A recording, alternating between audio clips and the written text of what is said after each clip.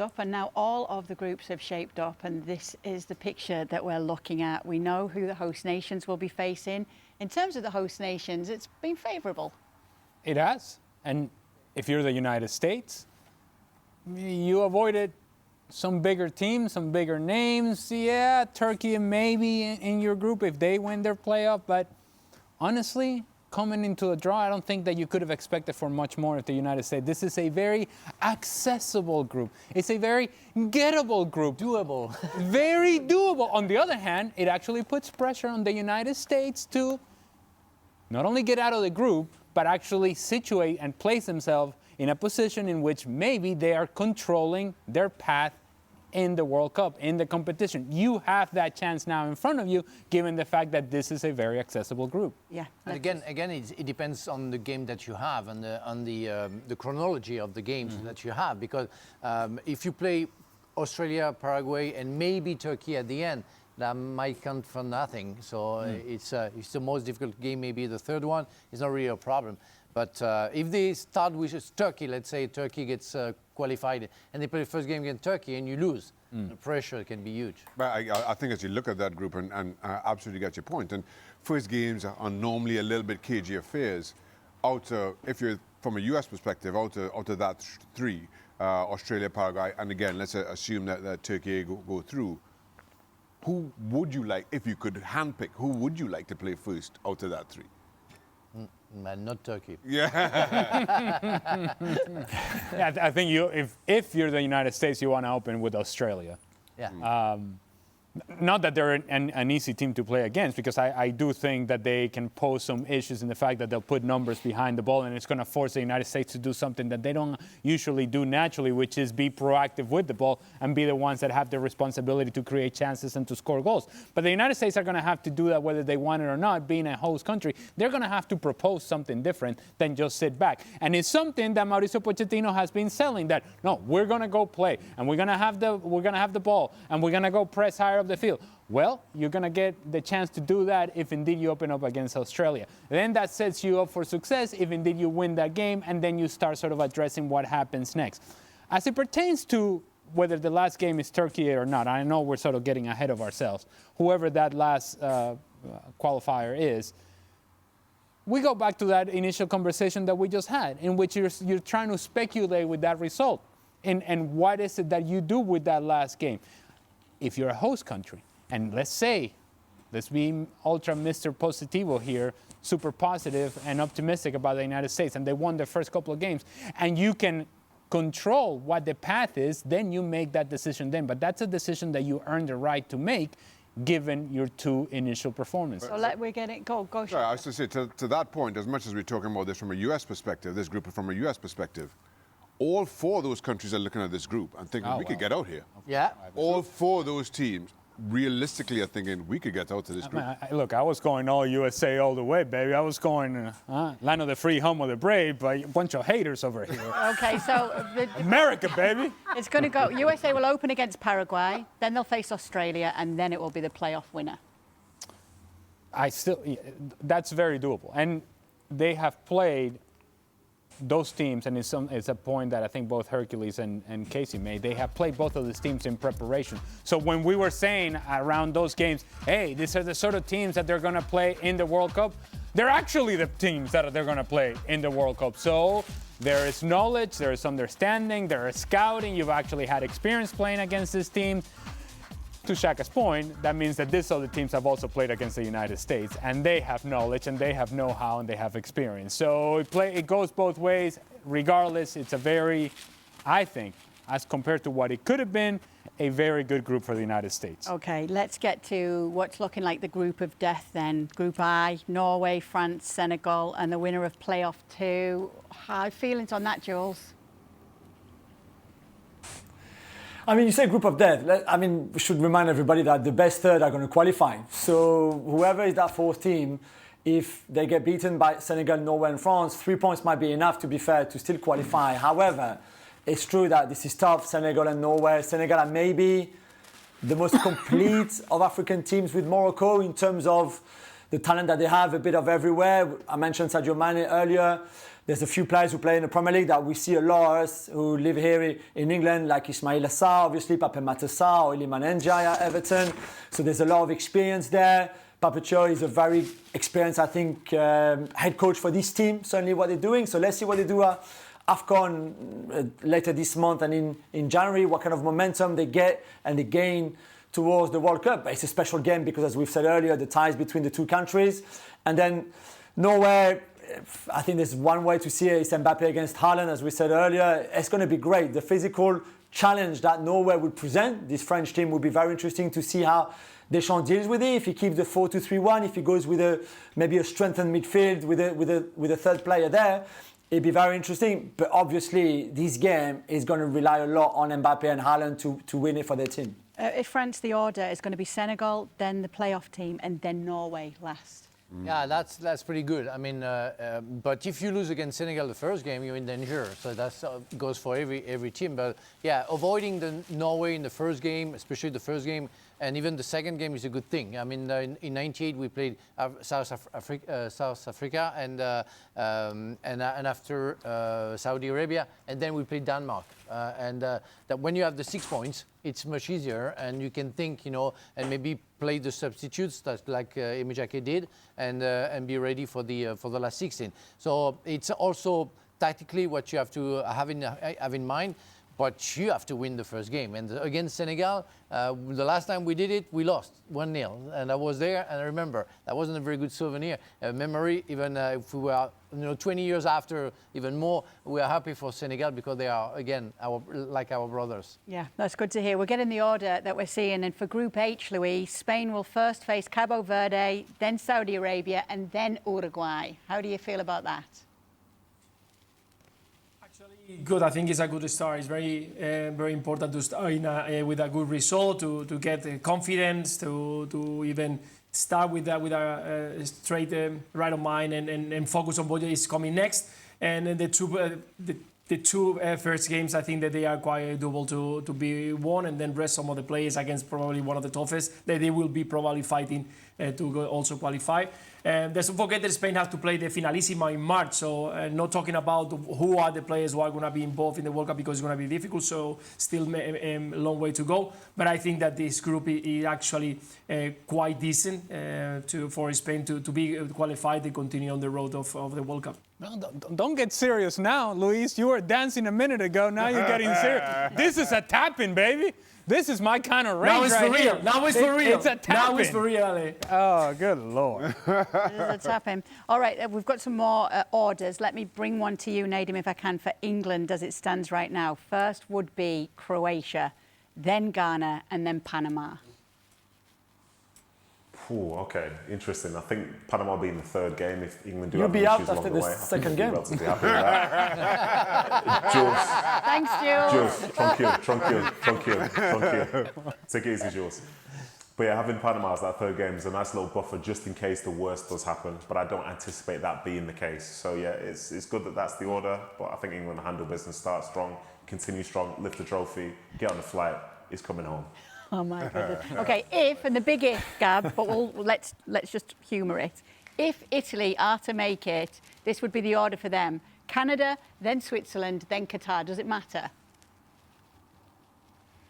First of all, you're very lucky that I'm engaging with this because I am not as superstitious as most of my countrymen are. But yes, purely hypothetically, the qualifier from UEFA Playoff Path A, I think that would probably be a fairly good way to get into it because you can draw the first game, then get all paranoid, and so you end up drawing the second game or even losing the second game because it is Switzerland who loves to screw over Italy whenever they can, and then you go and beat up on Qatar in the third game. Look, I think this dynamic with the third place teams, and I know it doesn't concern the bigger countries, probably, will be fascinating because just a win is just 50% more valuable than 2 draws. So hopefully that'll generate some attacking football from some of the smaller countries anyway.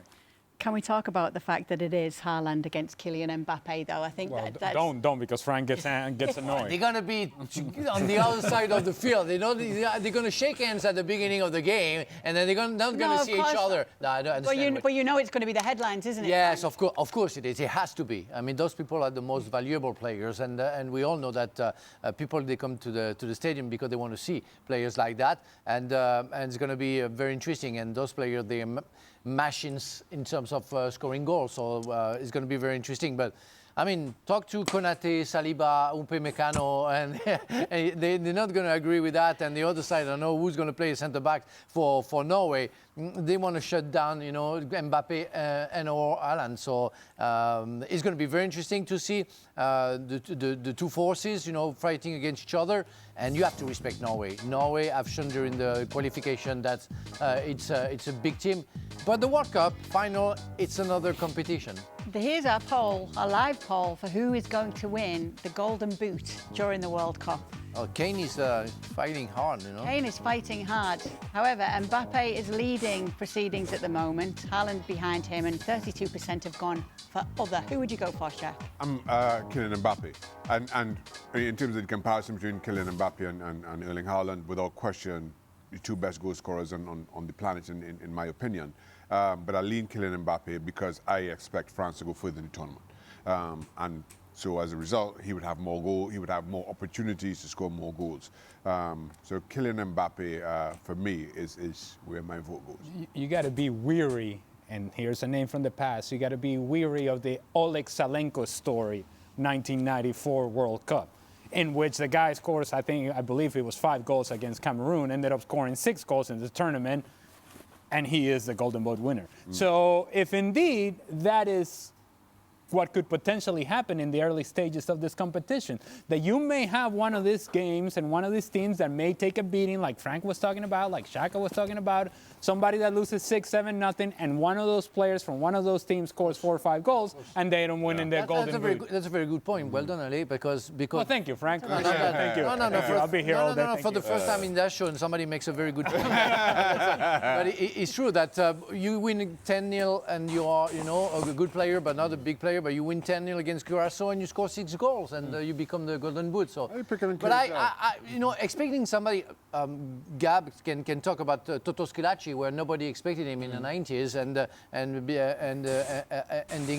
ending up being the Golden Boot for that World Cup, I think. You mean when Italy were good?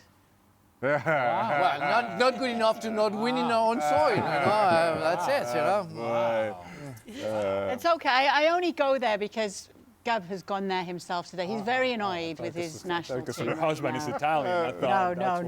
No, we won't go there. He's not even interested at all. Who's your Golden Boot winner, Luis?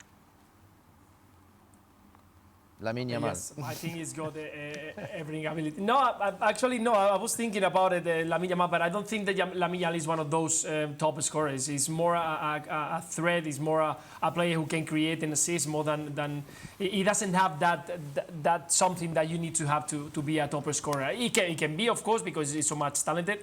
But I think that right now, the way that we see every single weekend, Kylian Mbappe, if he continues with that confidence, I think he could be the main man.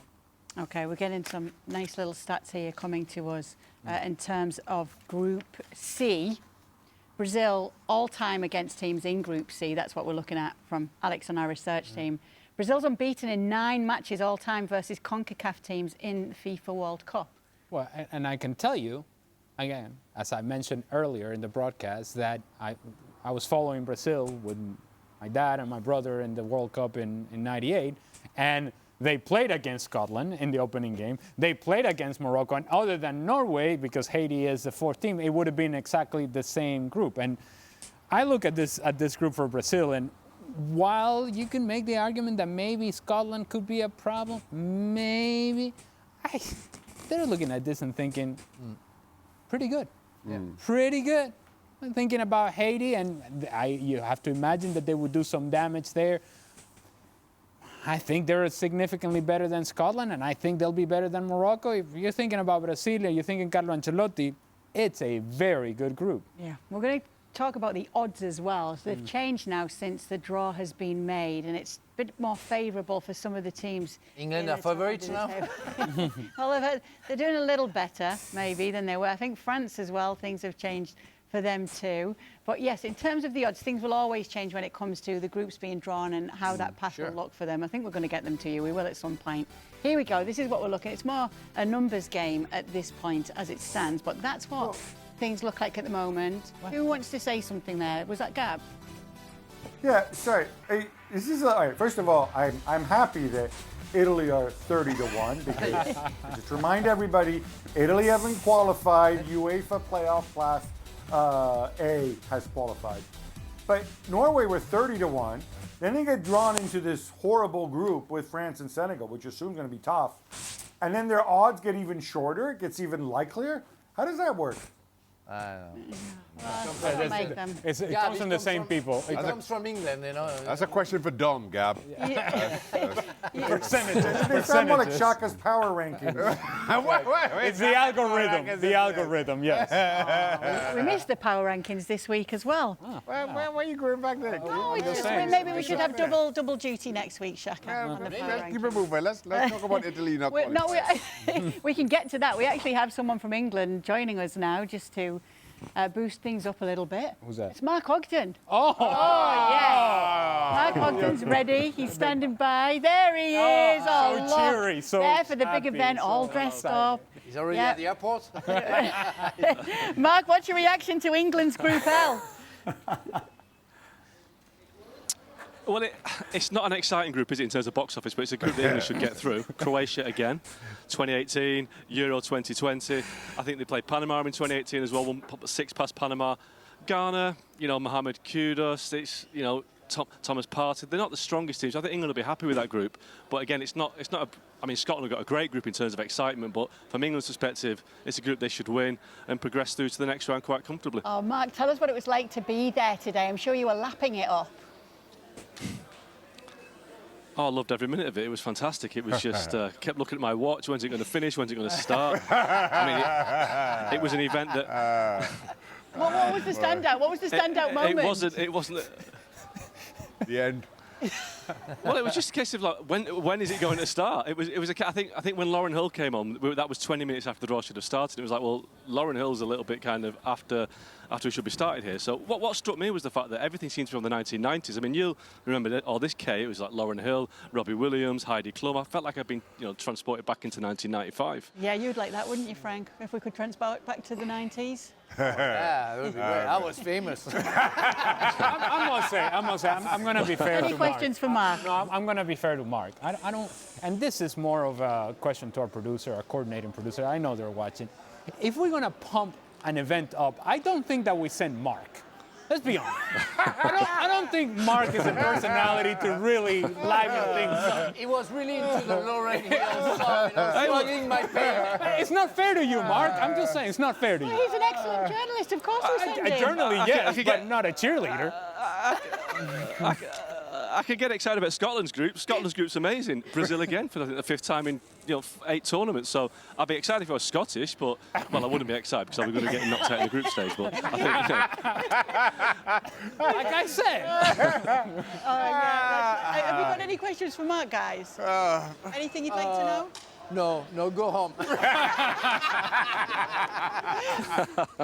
Mark, I mean, it's a real spectacle to put on, to be honest. Like some of the names you're saying, some of the celebrities we've seen there today, they've gone all out. It's very American. Mark's not impressed by that.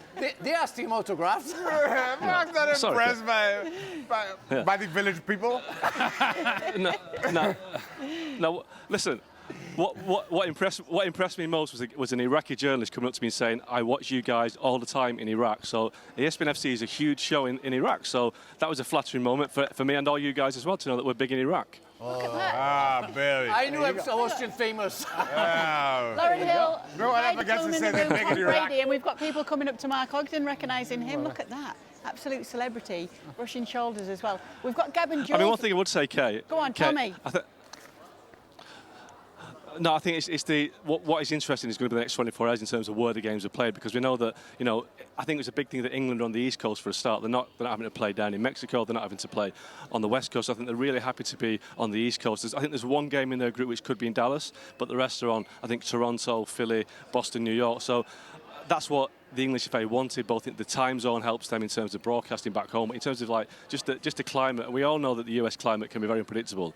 It's the least worst option for the England team to be on the East Coast and be down south or on the West Coast. So I think they're happy where they're based in terms of the group. We'll find out tomorrow exactly where they're playing, but we know geographically where they're going to be, and I think they'll be happy with that. Mark, what about Group I, Norway and France and Senegal all in the same group? Well, I remember France-Senegal back in 2002, the first game of the tournament, when, I don't know, was Frank around then? Was Frank playing or maybe not? I'm not sure. I know that Senegal won that game. It was a huge shock. but they're the best team in Africa, obviously Norway with Erling Haaland. That is a really, really tough group. I think France will get through. But what a group, Mbappe versus Haaland in the same group. I mean, that is, talk about box office. We're all talking about Messi and Ronaldo at the World Cup, but Haaland's there for the first time. Haaland v Mbappe. That is a great clash that we can look forward to, France versus Norway. See, Ali, I'm building this up now. Talking, it's when you talk about England, it's hard to get excited. Everything else is great. It's so easy to get excited about Erling Haaland being at a World Cup, though, isn't it, Mark? Especially when you think of when you were a kid watching the World Cup, it was stars like this that we loved to watch. Yeah, look, I mean, Norway haven't been there for, I think, 1998, so for Haaland, it was always that question, will he get to a World Cup? He's one of these players that has to be at a World Cup, but, Norway are a nation that maybe gets there once every 20 years, and this is their moment. They've got, it's not just Haaland, it's Martin Odegaard as well. They've got Sander Berge, they've got, Sørloth. They've got a very good team, Norway. They've got a team that could, threaten a lot of teams. I do think that the climate will count against them at some point, as it did in USA '94. But, Norway are a very dangerous side. But who knows, they might even get out of the group. That is such a tough section, Senegal, France and Norway. I don't even know who the fourth team is. I forget, because it's kind of teams, remember the lottery numbers as 48 teams. Okay, but I think that is... Suriname or Iraq. Yeah. Well, we're big in Iraq, so there you go. Yeah, okay, well, there you go. You're rooting for them now, aren't you, Mark? Exactly, yeah.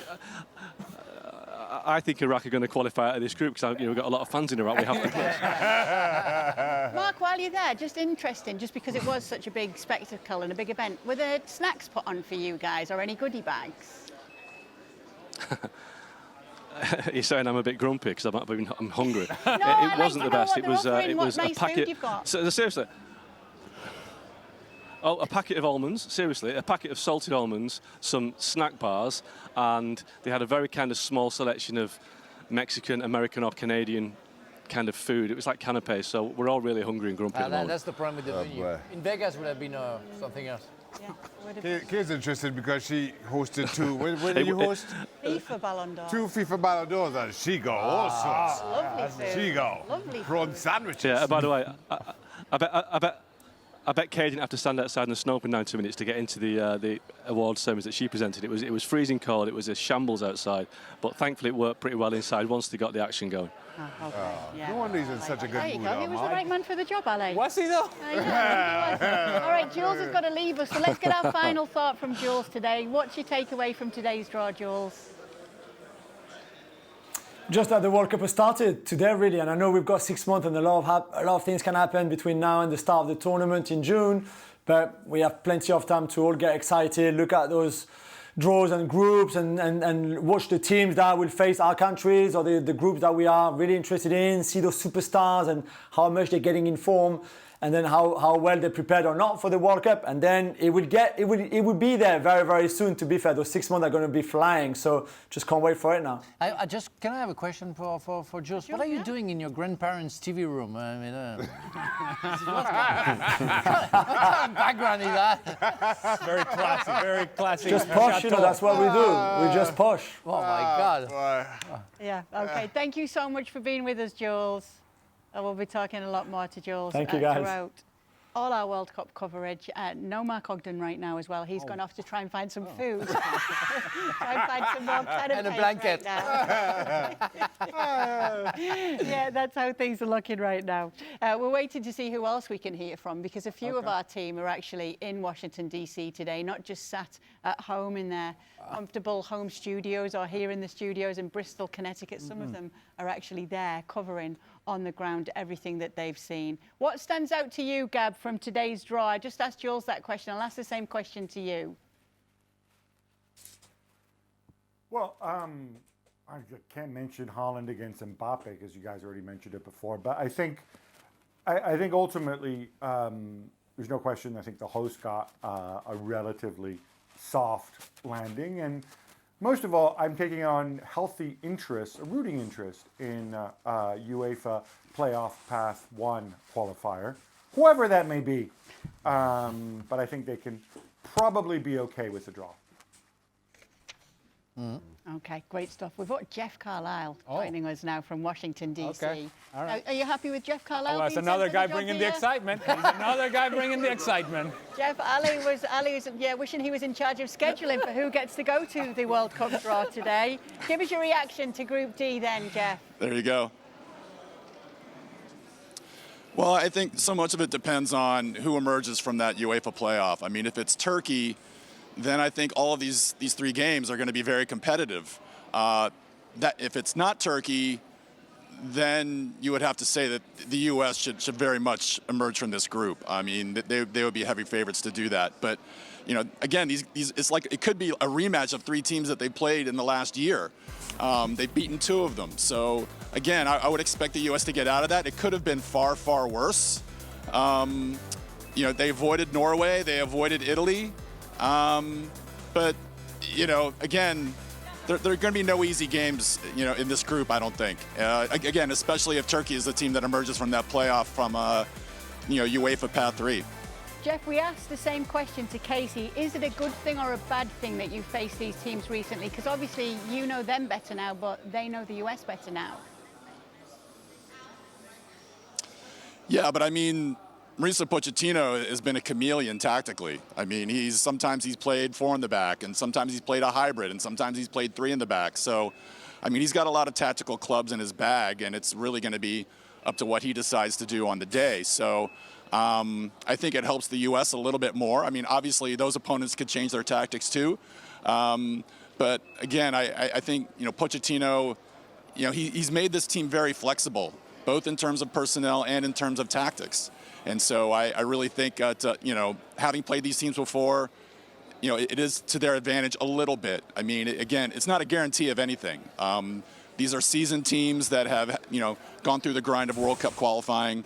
And, you know, they're not going to be easy games by any means. Pressure to win the group, though, Jeff? Well, absolutely. They're hosts. I mean, I think anytime you're the host country, there's pressure to win the group. Especially, you know, when you're the United States and, you know, you've been able to get out of groups, you know, during the tournaments that they've actually made it to the World Cup. I mean, the 2018 cycle is the one exception to that, of course. But, I mean, this is a team that its recent history in terms of the World Cup tournament, you know, they've been able to get out of the group. And so, you know, I think that should be the expectation. I mean, that should be the bare minimum. I mean, especially with the expanded field to 48 teams. You know, some third-place teams are going to make it. So when you factor that in, I mean, they should definitely make it out. And, yes, I think they're favorites to win the group. Here's the issue that the United States have in this group. And it has nothing to do with the opposition and the quality of the opposition or lack thereof. It's about who these teams are. And so for the casual fan that is tuning into the World Cup here in this country, Australia and Paraguay and Turkey, if indeed Turkey is the one that qualifies, doesn't mean a whole lot. They can't quite, the casual fan can't quite identify these teams as teams that should be competitive. Because for anybody that has spent any time in this country, and we have, we're number one, baby. We are number one, right? And guess what? In that whole mentality of we're number one, Australia, Paraguay, and Turkey should not be competitive against the United States, according to the casual fan. And so that puts an added layer of pressure that they wouldn't quite understand or be able to figure out that, hey, even though it's not Argentina, even though that it's not Spain, even though that it's not France, it's not Germany, it's not Brazil, it's these three teams, it can be a complicated path.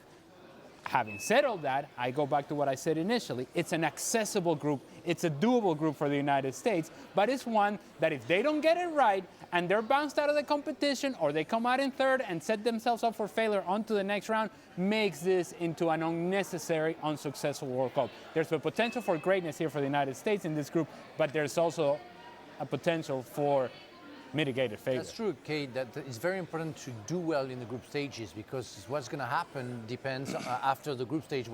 Depends on the positioning that you're going to be in. And I was calculating that. Well, I don't want to be mistaken. We talked about it. We have 12 groups. 8 of them we're going to finish with all the three teams qualified, and only 4 of them are going to be only the first 2 qualified. So if you do well, you're gonna be able to get out of the group stages. But what's going to be your positioning, and what's going to happen after because of your bad games during the group stages, that's another story. Yes, absolutely. I think we can let Jeff go and find some snacks now, though, as well. I know that Is he hungry and grumpy? Maybe. Some almonds, Jeff. I don't know. No, he's happy. Maybe he likes the American food He's more going to than miss his mine. flight. happier, baby. He has the airport as well, so He's at the airport too. Thank you so much, Jeff. We're going to start speaking to some of our other team as well who got to say their goodbyes. Gabriele Marcotti, give me your final thoughts on what we've seen, Gab, before we let you go. Well, I think Joe said it best when he said the World Cup has already started. This is going to be a World Cup unlike unlike any other that we've experienced before.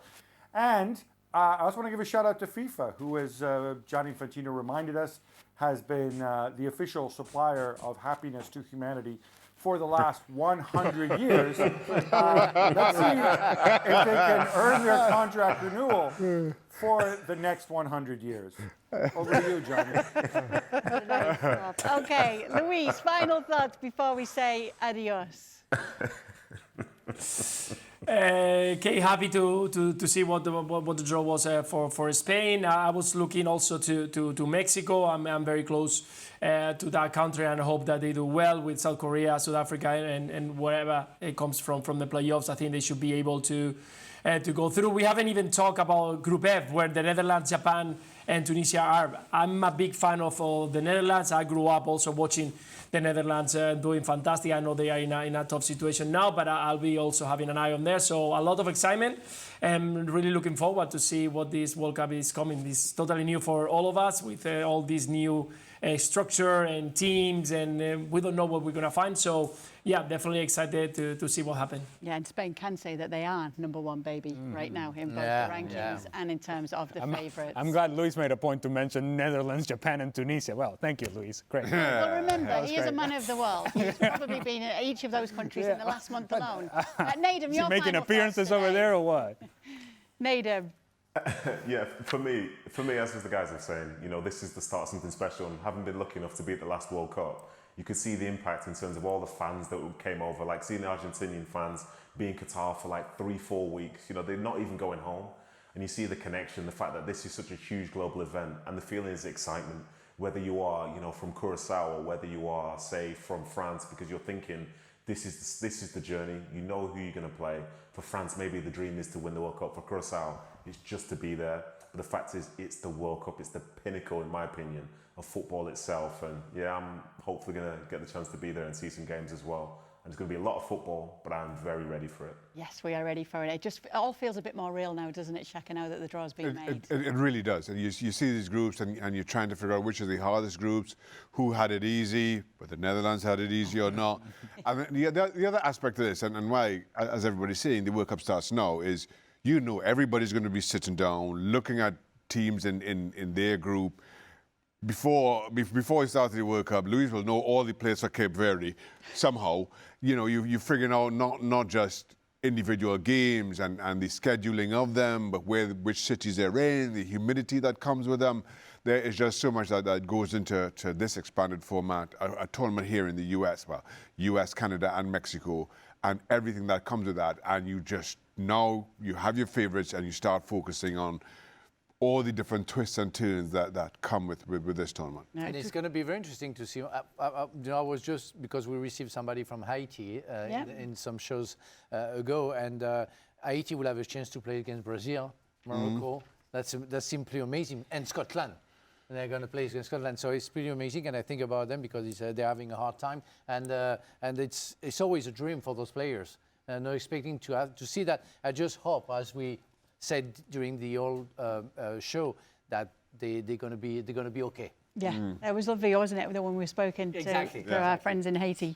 I just want to do a final say on Argentina. It's gone by just that little bit. We're talking about them defending it. Austria, Algeria and Jordan in Group J. Well, that's why we haven't mentioned it. Yeah.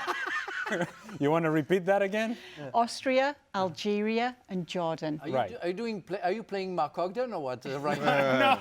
No, wait, because... He's hungry. No, Yeah. well, I could very well be, but no, that's not the case. It's just that Argentina... Austria, okay, you can make the argument that could be something that potentially could be problematic, but then beyond that, Algeria and Jordan, to sit here and try to make an argument those are going to be competitive games from Argentina, it would be lying, and I'm not a liar. Many things, but I'm not a liar. And so Argentina, if you're sitting back, and Lionel Messi sitting back in preparation for MLS Cup, which they're playing tomorrow against Vancouver Whitecaps, I'm thinking he's not in the team hotel going, oh, what are we going to do? Am I going to be able to overcome this pressure of this World Cup draw and be able to perform in the MLS Cup? To me, it feels like Argentina looks at this and says, yeah, we're ready for that. He's not a liar, but he was a cheater. A diver. He was a striker.